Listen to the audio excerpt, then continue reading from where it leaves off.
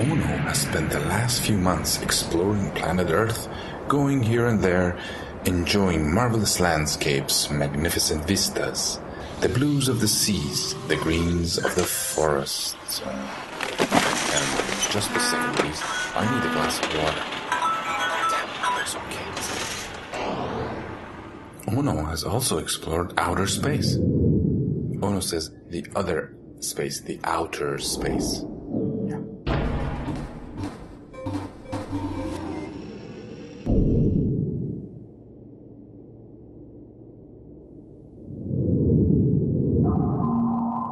But he didn't find anything interesting there, he says. Not yet. Although, he mentioned it was an illuminating experience. He's back here on Earth, in a city near you, and me.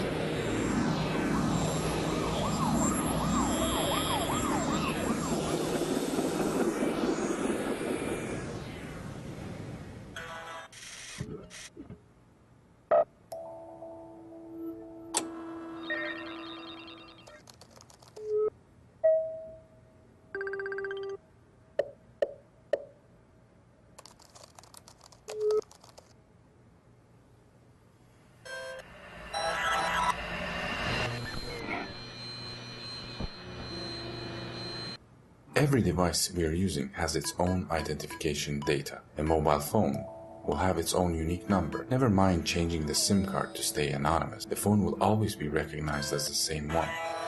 And if you got any of your own SIM cards using your own ID, the phone will also be easily associated with you. Mobile communication is also not encrypted. The history of your calls and SMSs is stored for a long time and can be also tracked backwards.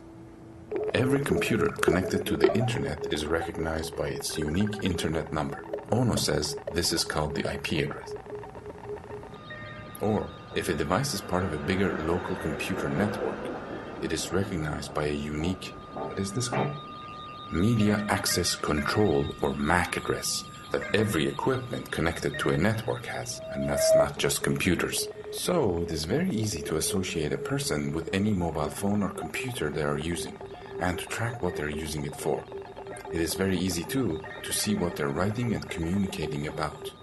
It is easy to see who is in their networks, with whom they are talking and exchanging information.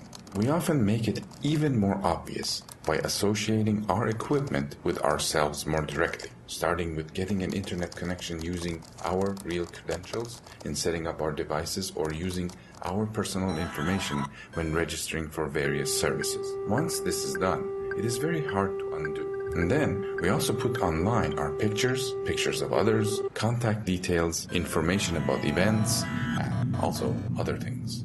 The nature of our communication is that we are tracked all the time. Some of the information is used for boring bureaucracy, some for statistics, some to create our user profile and then send us advertisements and information that would address our personal preferences. Everything would actually not be as bad as we might think if we were in control of what we want to keep private and what we wanted available for viewing, recording, and using by other people, institutions, and governments. There are also places where individuals like you and I, as ordinary citizens, are not allowed to access certain services, to look at specific websites, or to talk about things others don't want us to. There are, however, ways of protecting or at least reducing risks of losing your privacy, stopping others from building their knowledge of who you are according to your online activities. Most of this can be done by changing our everyday behaviors.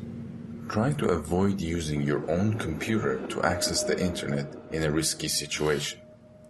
Use tools from sources you trust, and avoid installing them via the internet without testing or making sure you trust them. Otherwise, they might not work as you intended. Sometimes, the mere fact that you're using anonymizing tools to hide your tracks may raise a red flag and therefore implicate and expose you.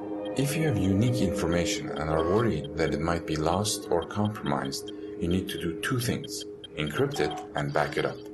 It is best to do both at once. First encrypt and then back up. And keep the backup copy away from your computer and from the place where you live or work.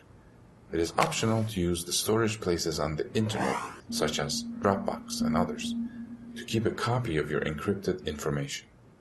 Make sure you read the small print of your user agreement first. What we've learned in recent years is that any unencrypted information that is stored online, even by special agencies and governments, always leaks its way into public view. Sometimes you need to guarantee anonymity for yourself or for another person that you work with on confidential issues. It is fairly safe to use Skype to Skype calls, but remember, calls from Skype to a phone or mobile phone are not encrypted. Also, Skype will keep information about every call in its memory. Also remember that there are special versions of Skype, such as Tom Skype, that do not protect your privacy. Nowadays, lots of our communication happens over the internet. We use online groups, we use forums, blogs, wikis, etc. There are a few tips to remember. Always check your privacy settings. Read the often ignored user agreement licenses and use only those online services that allow you to log in and to work on your content using HTTPS or SSL. Using social networking might be useful overall, but remember, you may be putting information online that is private, and by private, we mean that should be only known to you, and you might prefer to keep the network of people with whom you work private as well. Are you comfortable revealing who your colleagues are and what sorts of points of view, habits, hobbies, or ideas you have in common? Before you start accessing blocked content, make sure your tools are properly configured, that they actually work, and that you try them first in a safe environment. If you're not sure about any of these, get help from some who can comfortably help you answer these questions. There are many ways to scramble your communication or hide your content behind encryption, so it is only known to people with whom you share special virtual keys to unscramble and read it. These techniques are very advanced, making your encrypted information hard to break by intruders, even if they have very sophisticated code-breaking tools. In some cases, however, just the fact that you are using these techniques will alert the intruders who, instead of using tools to unscramble your messages, may target you to get the keys or passwords to this information. By choosing to use these more sophisticated tools, you might put your peers at a very high risk.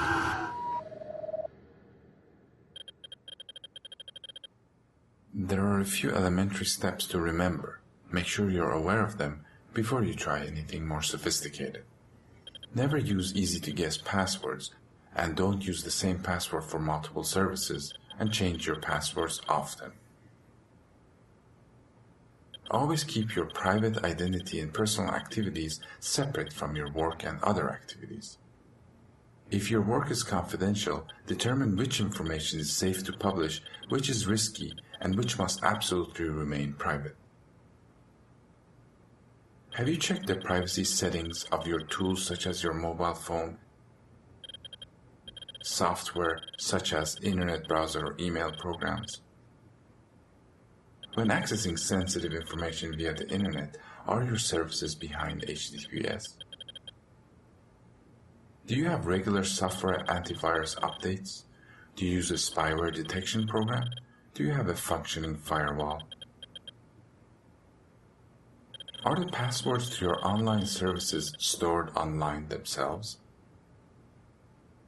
These are the minimum precautions you must take before launching yourself into encrypting your information using circumvention tools or anonymizers. And the last question, are you accepting your emails in HTML format?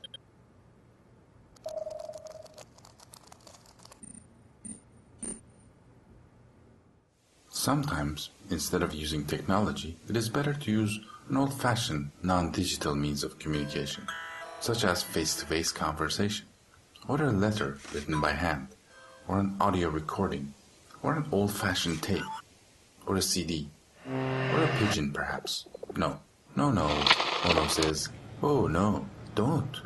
Just use your mobile, use your internet. Just think about what you're using, and when and how. And also think who you're talking to. Something okay for you might be not safe for others. Be safe.